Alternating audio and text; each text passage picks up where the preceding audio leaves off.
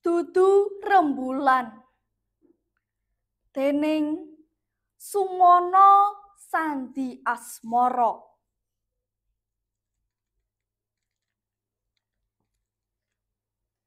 Dudu rembulan sing sigar kena jemparing nalika Permati dolanan Pasopati.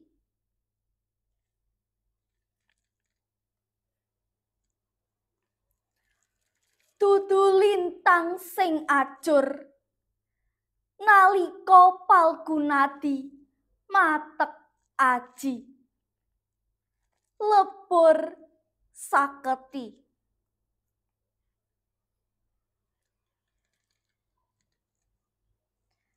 Lintang lan rembulan tetep mbenteong gandulan langit.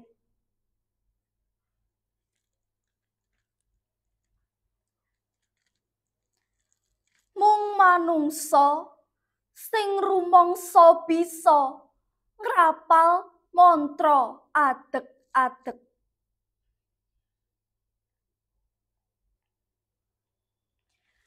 Kiblat papat limo pancer ngobral derajat pamer pangkat.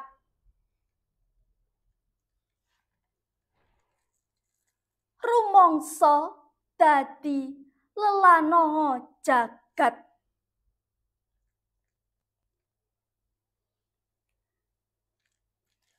Dudu rembulan sing sigar kena jemparing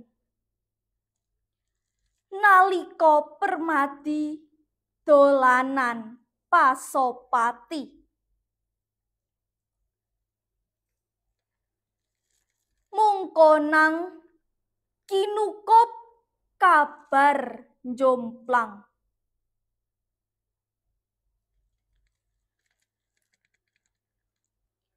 Gurit saupama déning Sumono Sandi Asmara.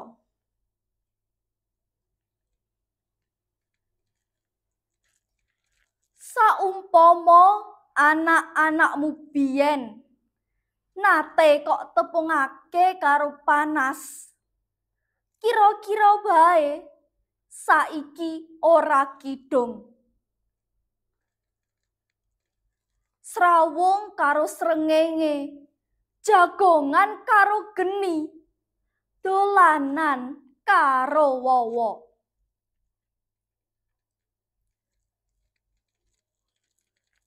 Saumpama anak-anakmu biyen nate kok tepungake karo adem, kira-kira bae saiki ora bingung.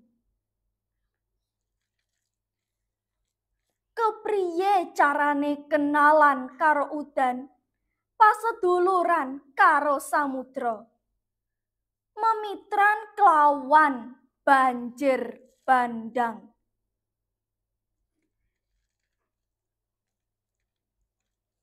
Saumpama anak-anakmu biyen nate kok tepungake karo perih, kira-kira bae saiki wis padha ngerti.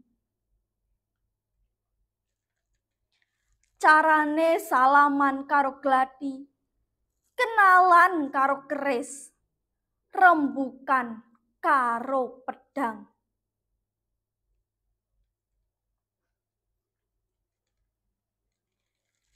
Nanging emane bocah-bocah sing durung wareg ngrasakake uyah kuwi, mung kok pameri tembung mukti.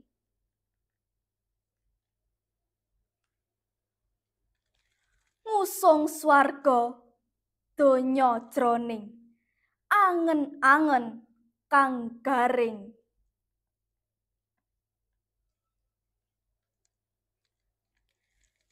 Yen saiki anak-anakmu mung bisa ngrentengi, Impen-impen wengi ora keconggah pola, ngonggak jagat kasonyatan. Sing mbutuhake atiku mregah, tanganku mrebyah. Sopo sing salah